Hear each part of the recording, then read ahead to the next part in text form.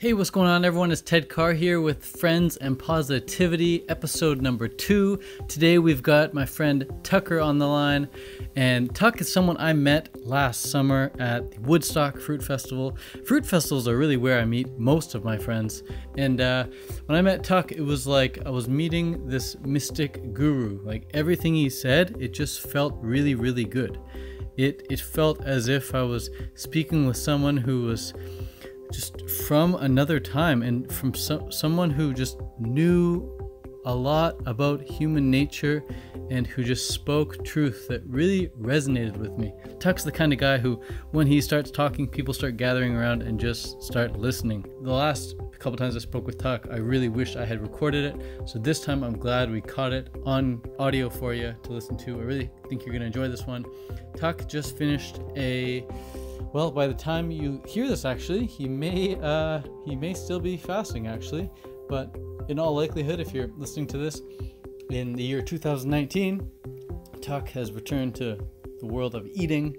But in this podcast, he is on day 33 of a water fast. So this is what someone sounds like when they haven't eaten any food for 33 days. And he's actually kept very, very busy during this time as well. It's not like he just sat around, laid in bed for 30 days and did nothing. He kept up his active lifestyle as usual for these 33 days, which is very, very, is very unique to Tuck. Most people would never do that. Most people would not recommend doing that. But Tuck is a unique individual, and I think that you're going to get a lot out of this podcast. So enjoy what you're about to hear, and I hope to see you in the near future at a fruit festival so we can become friends as well, because fruit festivals are the place to meet friends who are full of positive energy, and this podcast is really born out of that. So do enjoy episode 2 of Friends and Positivity. Without further ado, here we go. What's up, dude? Tell me what you've been doing for the past 34 days. Awesome, man. So honestly, what happened, Ted, I woke up one day and I said, look, man, first of all, I was inspired from Woodstock, but I was also moved by the inspiration, because what happened once I went raw, my body, man, started talking to me, and my mind was going with that message. And basically the message was, it's time. It's time to wake up. It's time to do something about your life. Don't blame what's outside.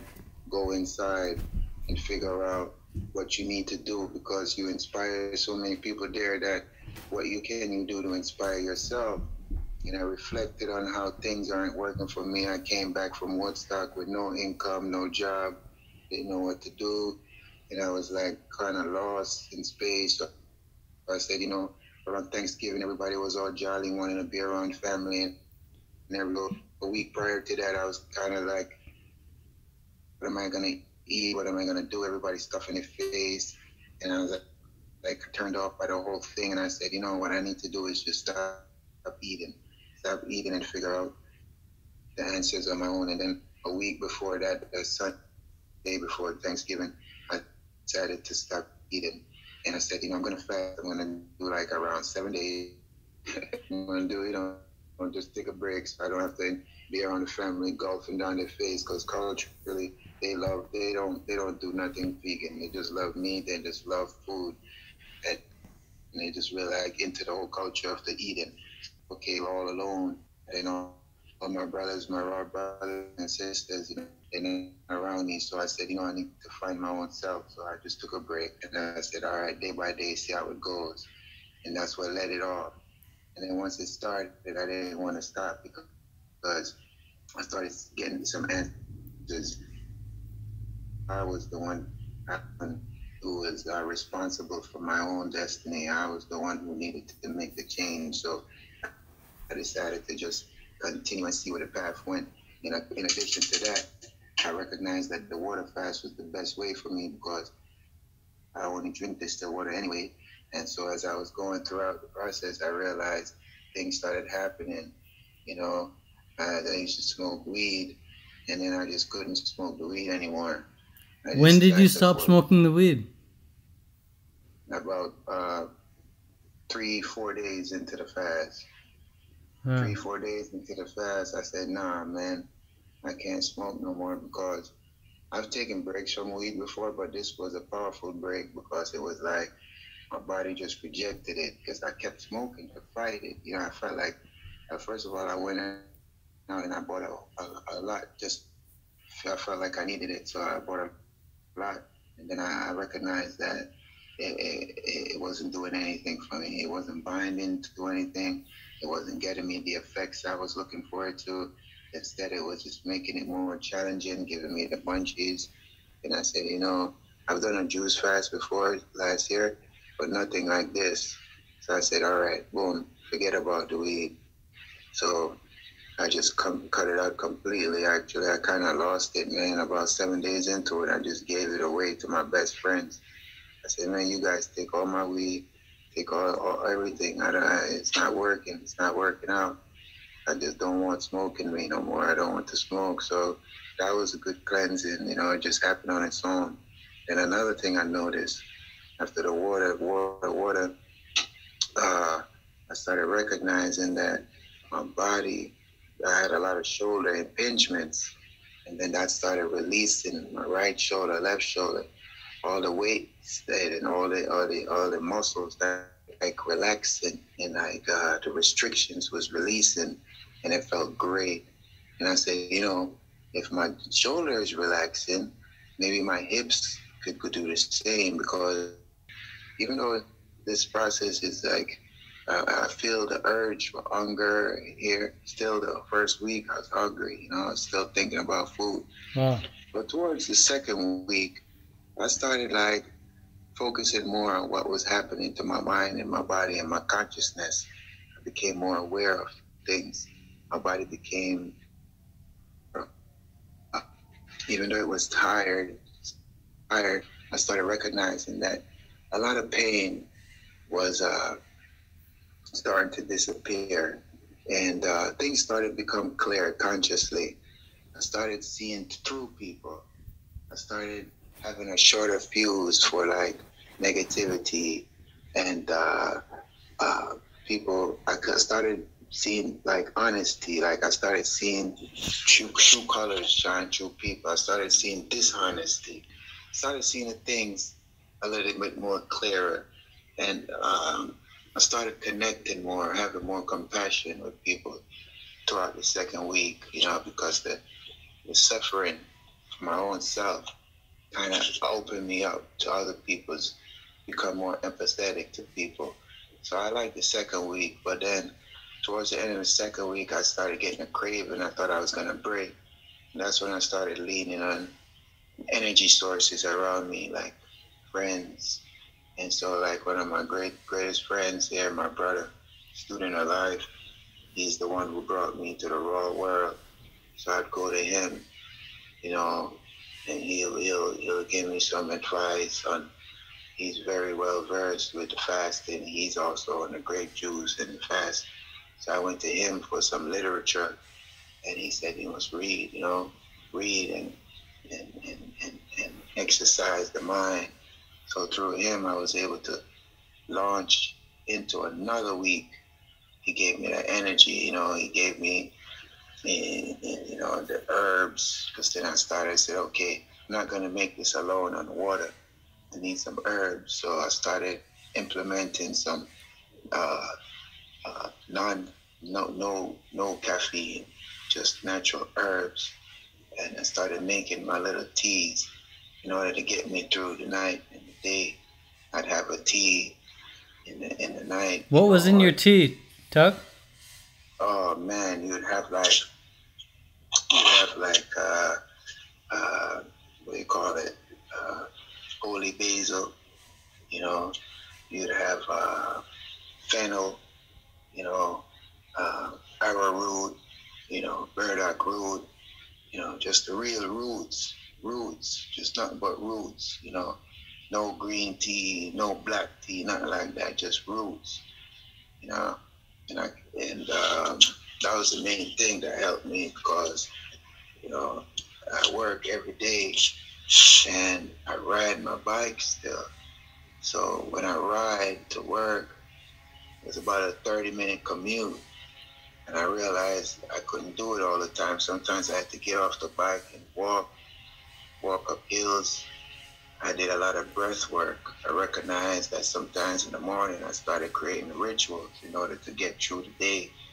I couldn't just get up out of bed. I would take like an hour to 2 hours. I would do dry brushing. I would do eye exercises. I would do sun gazing. You know, I would eat the sun with my eyes. And I would also pray. I started praying. I started going inward. I started asking for energy inside. I started tapping into my dantian. My stomach started going down into the abdominals beneath the navel. I started meditating more. I started listening instead of staring. I started observing. I started to step back and just look at the things that I never seen, or the things that I disregard, like the sky, things that we take for granted that just always there. And I started being more cognizant of my movements, my energy is being utilized on a day-to-day basis. That was that was what set me going. Like, I need to keep going. And then I went to visit my family in New York to tell them the good news that I'm on a great path and that I'm cleaning up my room. I'm job hunting. I'm making moves. I'm trying to better myself. And my mother's very spiritual. She's a Christian evangelist. And so I was relying on her for like support. However, that's not what I got. Instead, I was chastised. I was begging to stop. Wow. Stop. You're hurting yourself. You look sick. They look at me. They said I look like a AIDS patient. I look like a cancer patient. Where's my son? Where's your muscles? Where's the strong man? I know. I said, it's not about the physicality. So I said, you must question your faith. I question your faith because who do you believe in? I don't believe in the same God you believe in because my God is keeping me whole. I started going back to the old prayers I used to do, and I started creating my own prayers because one thing about life is it's not for you to duplicate what you learn, but to make it your own. So I started creating my own prayer like love and gratitude, just a few words, and it would push me through.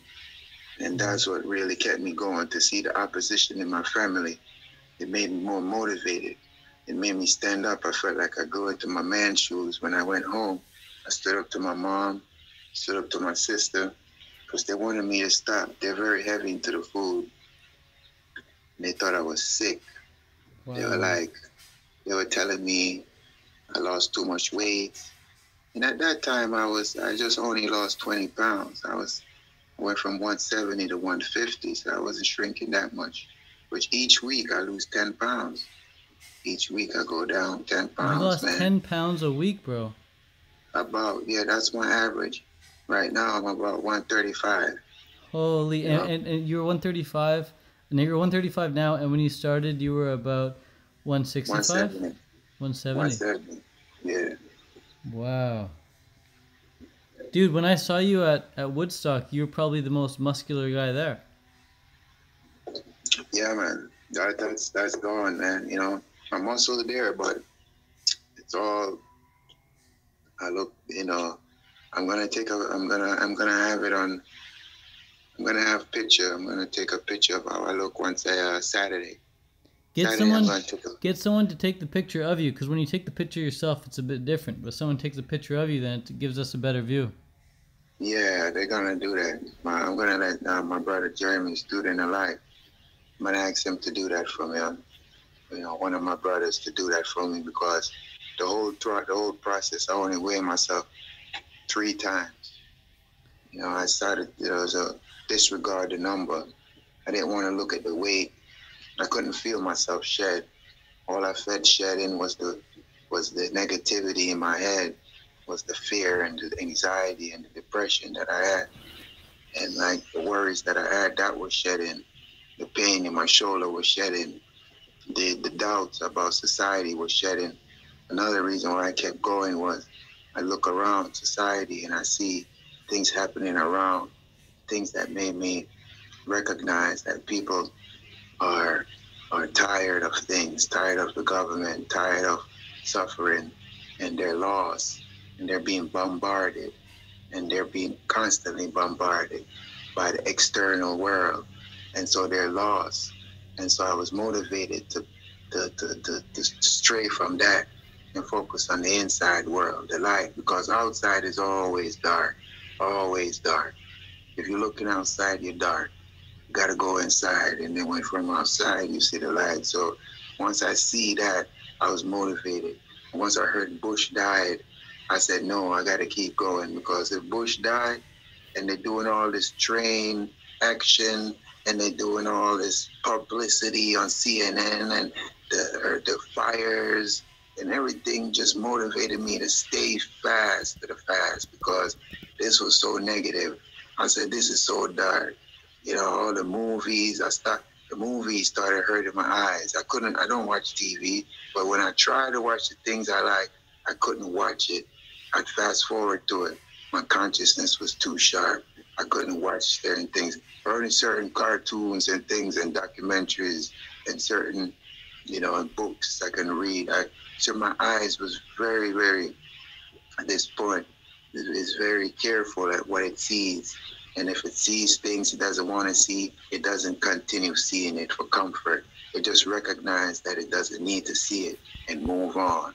And that's what the food does. It makes you comfortable with garbage. Wow. Makes you comfortable with existence. Makes you comfortable with comfort.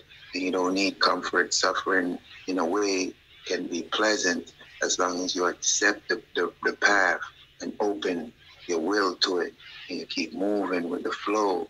And that's what I love about it, because I'm open to the flow. I never went no distance like this.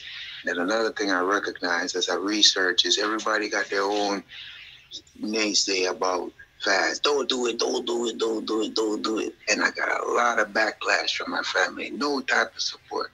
And that's what made me recognize that they already established. They got families, they got money, they got house, they got things. So they feel good. They look at me like you a bushman, you're a countryman.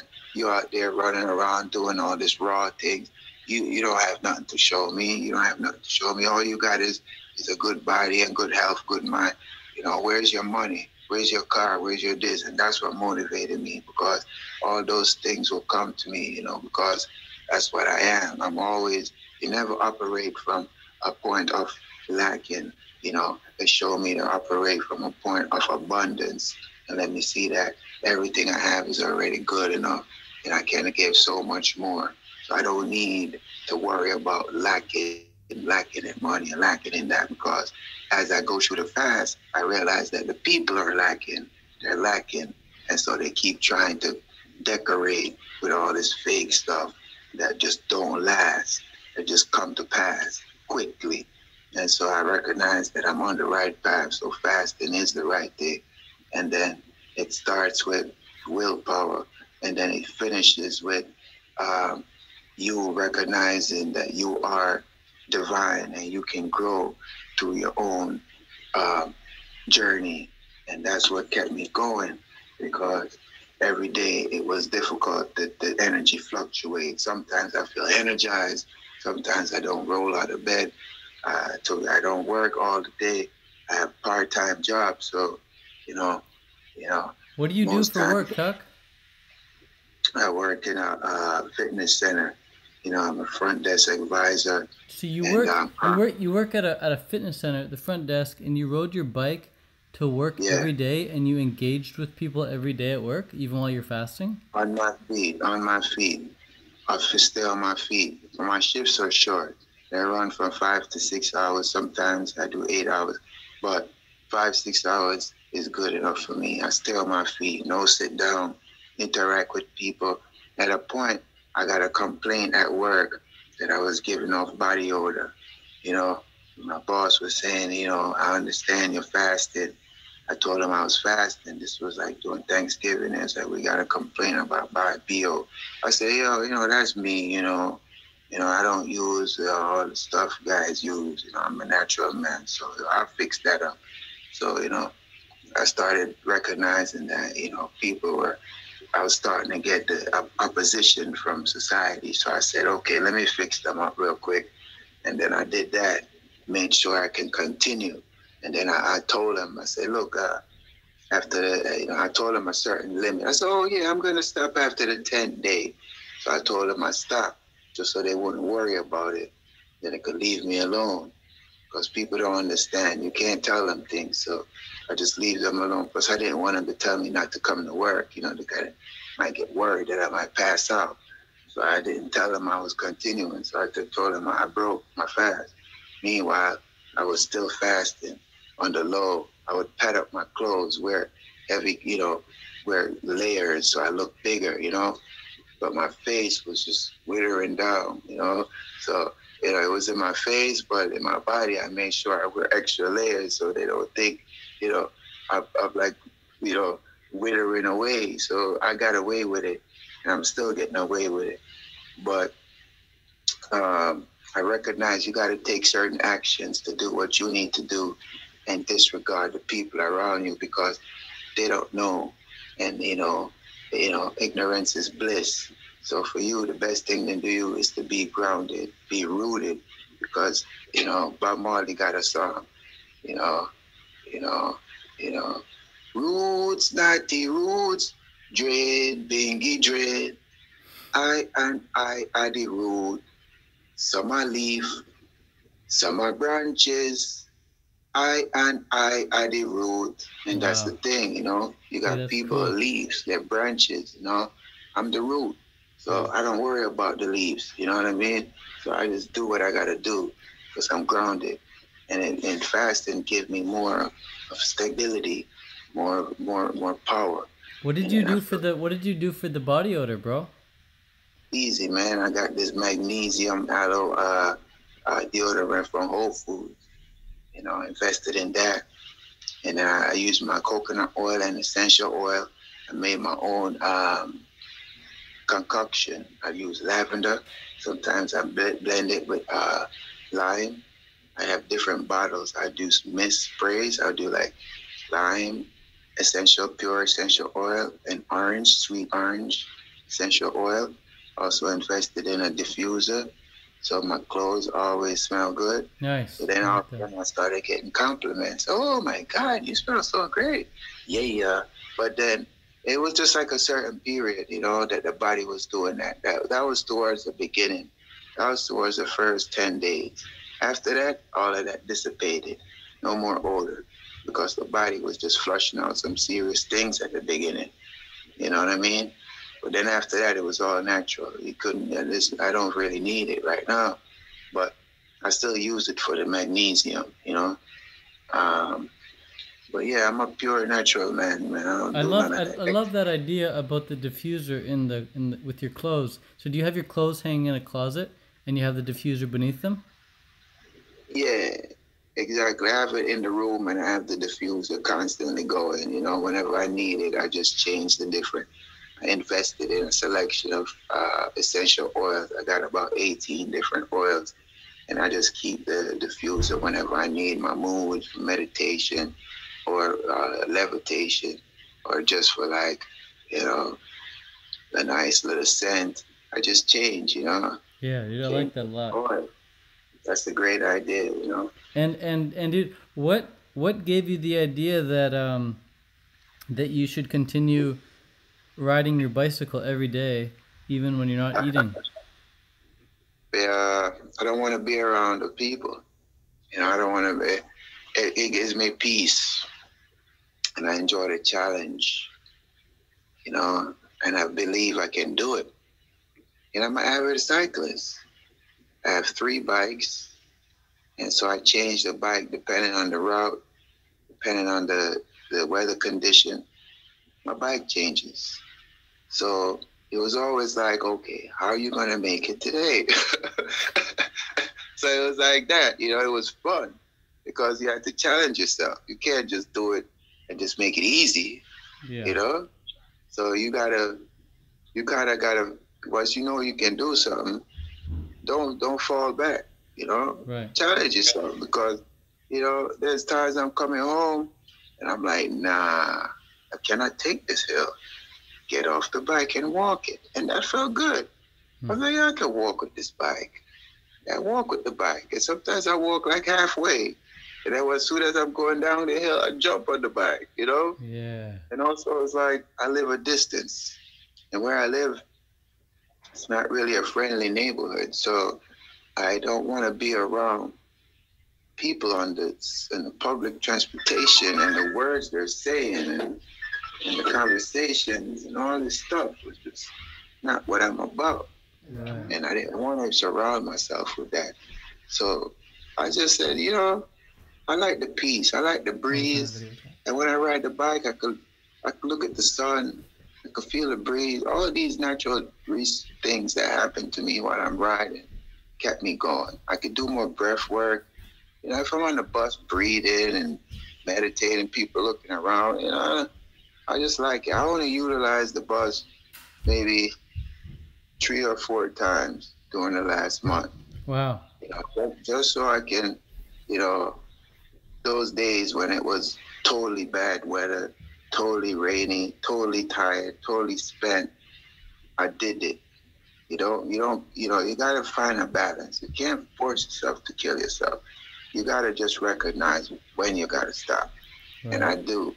I don't do it all, you know. I don't kill myself when I do it. If I know I gotta stop, I jump off and I take the bus. But, you know, I still travel. You know, I go to Jersey, I take the transit, I go to New York, I visit family. I spend a lot of time with the family because they still, you know, I recently came back last week. That was my last weekend with them. And I was at 140 when I saw them. And they were like, they just kind of stopped talking about it. They just kind of shake their head and just was like, we want you to eat, but we can't tell you what to do. So you ready? And then I said, be excited because I gave them a set date. I never had a date yet. So I said, you know what? Saturday I'm going to break because one, it's time. I'm feeling my hunger is coming back. The whiteness of my tongue is gone. My appetite is back. What I did too also, I got all my favorite treats. I put them in a special place and I look at them. All my favorite nuts, all my favorite dates, all my favorite figs.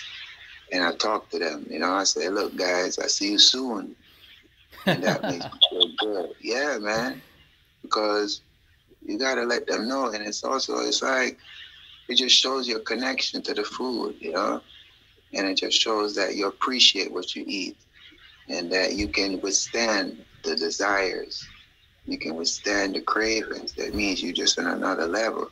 But the first week, instead, it was the opposite. I made sure nothing was in the house. Right. Nothing was around. But then I started shopping and I said, I can shop. I can get what I want. And I just started loading up because I know the time was coming. And so now I passed by them. I said, hi, guys, you know, see you soon, you know. And so Saturday, I chose Saturday once I recognized that it's going to be the longest full moon in 10 years. And it's a special day. And 33 is a very powerful number for me. And I will claim that that's my 33. You know, today is my 33, actually. Speaking with you is my actual 33 day. And I'm proud of that because it's a very powerful number for me. And I'm glad that we're having this interview on this special day. But when I go live on Saturday, it's still going to feel like I'm at 33. Wow. You know, I'm not breaking today. I'm not breaking tomorrow. Saturday, I'm going to break because it lines up with the moon. And Saturday morning, I wake up, I have some coconut water because the refeeding process is important. Yeah, bro, I want to talk with you with the refeeding because I feel like a lot of people they fast all right, because fasting is basically, you know, consume nothing, and you can't really screw Mhm. that up. But a lot of people do screw up the refeed by eating too much too soon, or by eating the wrong foods. So what is your Right. plan for having a what you would consider successful refeed period? Cool. Successful refill period is recognizing how your body went through its own transition without, throughout whatever time period you went, whatever notes you took, mentally or physically, review those notes, and then think about where you want to head moving forward. And for me, I want to head out with energy and replenishment and vitality. So I'm going to start off with some coconut water, some grape juice, so liquids, pure liquid for a couple of days, maybe 1 or 2 days. Grape juice, tomato juice, um, coconut water. Uh, right now I have aloe. I take the aloe plant, I bathe my skin in aloe. Take the aloe, cut it open, wash my face with aloe. Revitalizes me, wakes me up. You know, sometimes when I get the cravings, I brush my teeth with the aloe. I wash out my mouth with the aloe. The bitter aftertaste takes away every craving I want. Wow. And it also like gives me a boost. So things like that you need to do, I feel for myself. And then I love the juice. I'm a juice man. So I feel like I'm gonna enjoy the liquids for a while, maybe 3 days of juice. And just enjoy that. And then from there, slowly transition into fruits, mangoes, Hmm. my favorite fruits. Yeah, bro.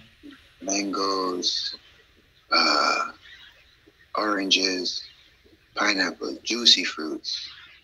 And not necessarily, and when I chew them, I'm not going to swallow and have the thing. I'm just mainly sucking them out, juicing them, but still chew them. Let the mouth start moving and chew them.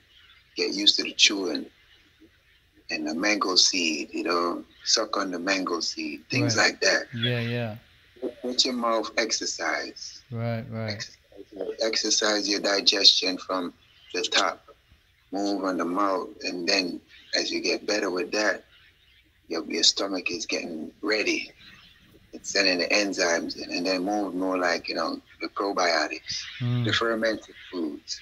Get some of that coconut yogurt, get some of that kimchi, Cool. putting some of that bacteria back in your stomach. Cool.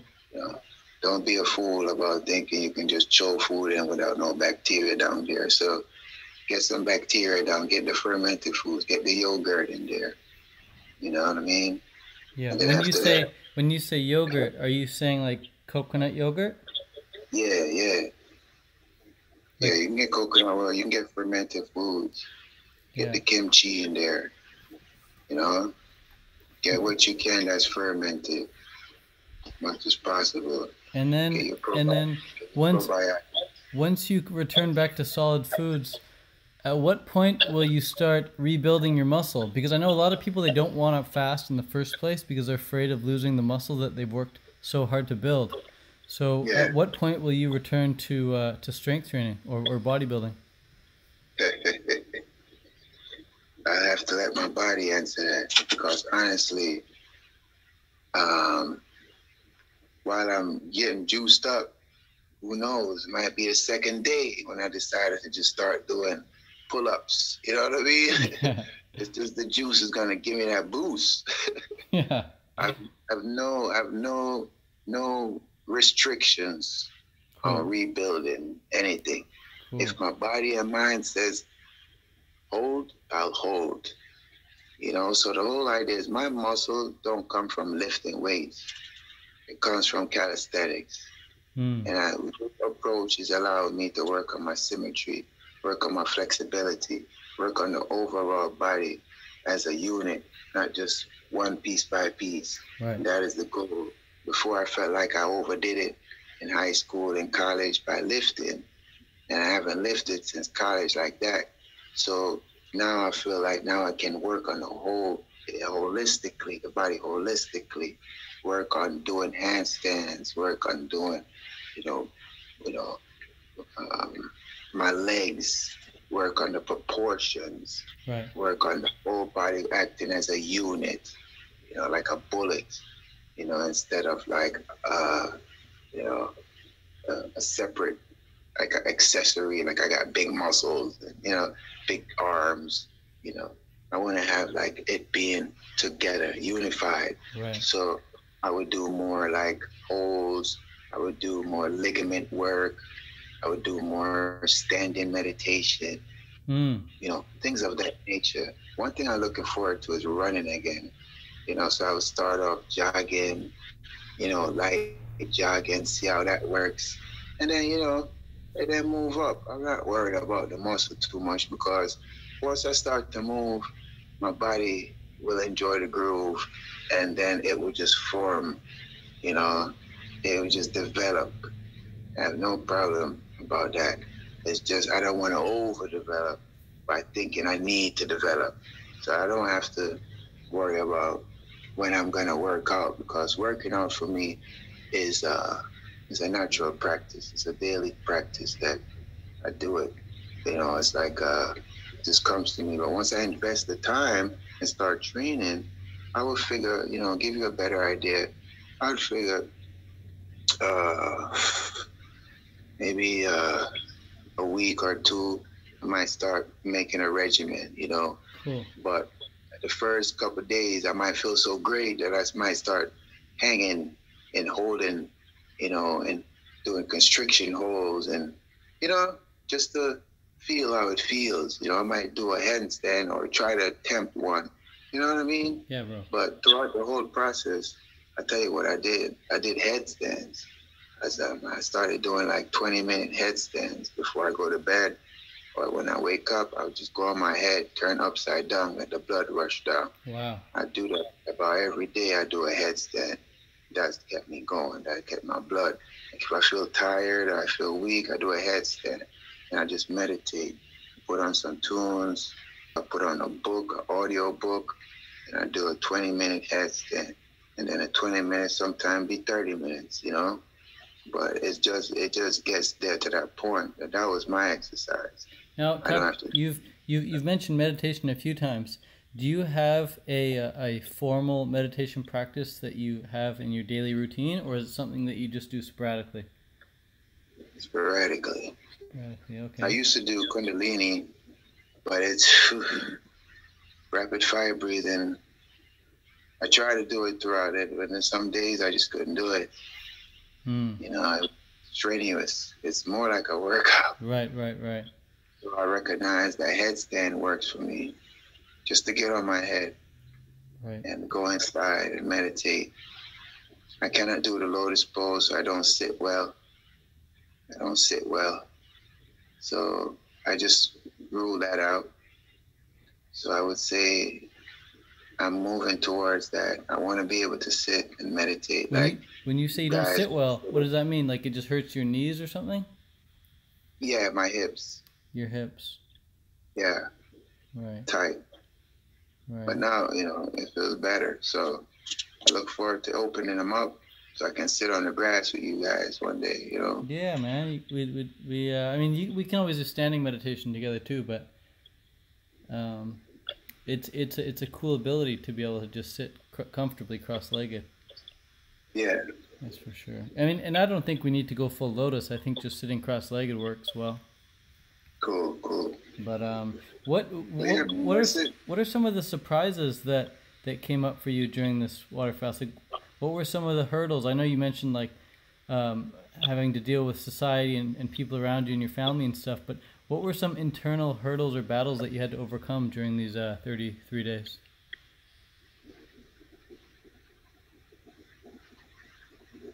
Being a failure. not living up to my potential, not being a leader, and not accomplishing what I'm here to do. Those were some internal thoughts that you had? Yeah. Depression. Wow. Yeah. Wow. Well, I don't think you're alone with that. I think a lot of people feel those thoughts, and I think those thoughts and feel those emotions from time to time. Yeah. But how were you able to overcome them, or at least manage them during the fast? Recognizing that the mind plays tricks. Hmm. And believing in myself and praying. Do you have a method of prayer that you like to use most? Sometimes I recite "If" by Rudyard Kipling,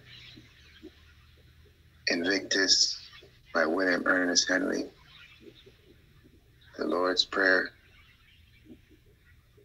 "Lord is my shepherd," and sometimes I just say, "I love you, Father.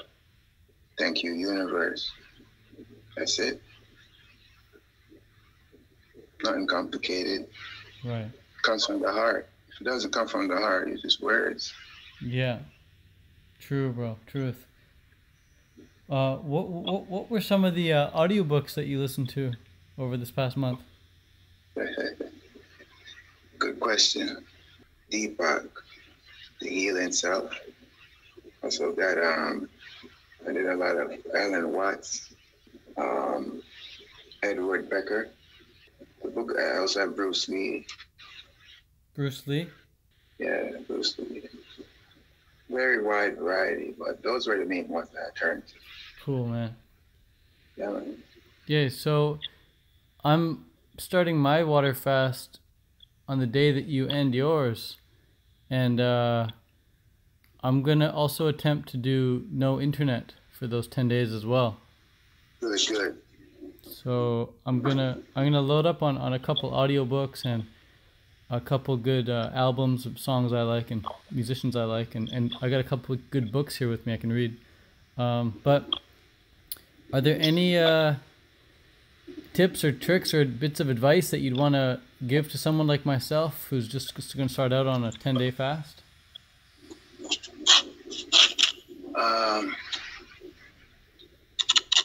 Follow your heart. Believe in yourself. And don't focus on what everybody got to tell you. Cool. Take what you can from them. Take what you need from them. Right. And apply your own style. I like that, That's dude. it. I like that. You got it. I believe in you. Thank you, man. Hey, man. Props to you. Big ups. Big props, man. Yeah. Where you at now? Where you at? I'm currently in Hawaii.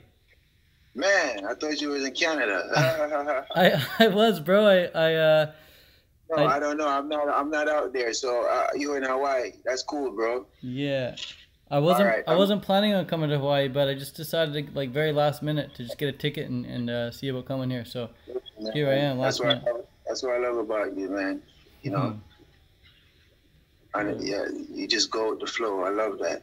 Yeah, man. It's all I know. But hey, man, I met you at Woodstock this summer, and I'm gonna see you again at Woodstock. I believe in August, right?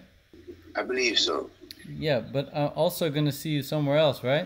Definitely so. Cool, man. There's no belief. That's a definite. Dude, I'm very, very stoked. Do you want to tell everybody where you're going to be August 9th to the 12th? August 9th to the 12th, Canada. Live and direct, Iron Yogi workshop coming in. We're coming with the vibes. We're coming with the love. This is where it's at. This is going to be ridiculously good for your body, mind, and soul. And I'm ready to let go and go with the flow. Yeah, man, I'm ready. And I can't wait to meet everybody there. I can't wait to be inspired by everybody there. Can't wait to love everybody there and eat as much as possible.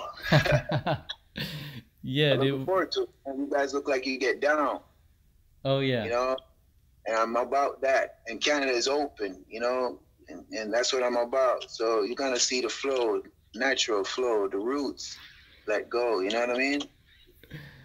Dude, I'm pumped. I'm pumped. Let's have another chat.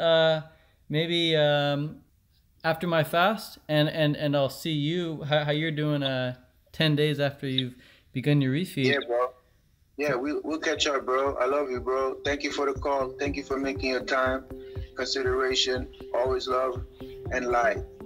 Always love and light. Thank you so much, bro. Much love to you. And I will be uploading this audio either today or tomorrow. And you can feel free to share it with your friends, family, whatever. And thank you so much, man. I think people are really going to enjoy this episode. Yeah, man. Love you, bro. Take care, man. All right. Peace out, bro. Ciao. Ever been to a fruit festival before? Because now's your chance to make it happen. Now is your chance to have an experience of a lifetime. Prepare yourself for 4 jam-packed days filled with education, motivation, inspiration, new friends, live music, high-quality fresh foods, hands-on workshops, and so much more. Want to come to a fruit festival? The 2019 Canada Fruit Fest could be the ideal experience you've been dreaming of.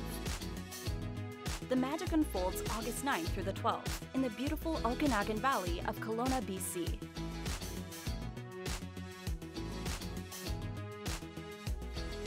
The 2019 Canada Fruit Fest, Canada's #1 plant-based health and wellness festival of the summer.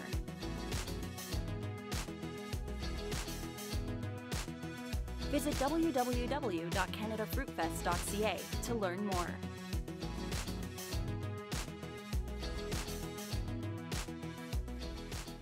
August 9th to the 12th, Canada. Live and direct. Iron Yogi workshop coming in. We're coming with the vibes. We're coming with the love. This is where it's at. This is going to be ridiculously good for your body, mind, and soul. And I'm ready to let go and go with the flow. Yeah, man, I'm ready. And I can't wait to meet everybody there. I can't wait to be inspired by everybody there. Can't wait to love everybody there and eat as much as possible. Yeah, I'm looking forward to it. And you guys look like you get down. Oh yeah. You know, and I'm about that. And Canada is open, you know, and that's what I'm about. So you're gonna see the flow, natural flow, the roots let go. You know what I mean? Dude, I'm pumped. I'm pumped.